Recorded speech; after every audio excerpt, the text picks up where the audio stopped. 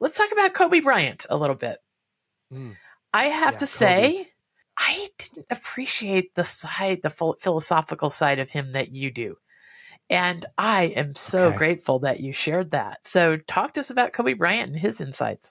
Yeah. So his opening question, I'll never forget it because it wasn't, I had really great mentorship on this one, and it's, how do I get to the rim? And, it doesn't necessarily, I mean, we're not all basketball players. I mean, I played a bit of basketball in high school and university, but the hidden meaning behind that is essentially, how do I get to, achieving the dreams that I want or have, and so forth. Right.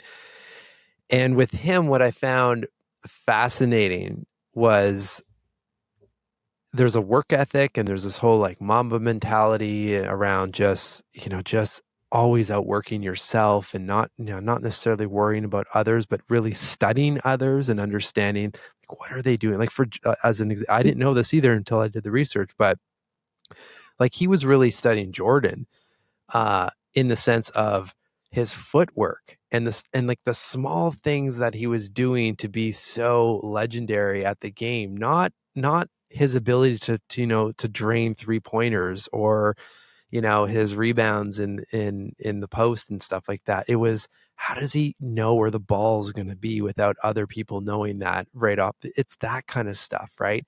So one of the examples that I found really interesting that I tried to relate to just all of us as everyday humans was the idea of, he would often get in this fourth workout from the other three that the team was doing or were doing. And, there's only so many hours in the day, obviously. So this fourth workout was, I think, something around 4:30 in the morning, or something like that. And I remember in the research somewhere, he said, he's like when my alarm went off, it's not like I jumped out of bed with excitement that, hey, can't wait to get out of, this warm, cozy bed where the covers are comfy and so forth. Like, we've all probably been there, right? Like, oh, it's so nice here.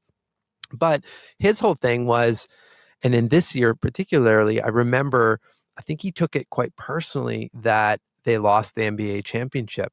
And he felt like he could have done a better job as a leader of the team and so forth. So he had that in his mind. He had this big goal of, okay, we have to win the championship this year. So when the alarm would go off, it was attached to that. So instead of, negotiating in the bed, which is, we negotiate ourselves out of so many different things all the time, that I coupled together two people, him with this idea of, I have a big goal, and this is what I've already pre-identified I need to do to achieve that, or at least one element.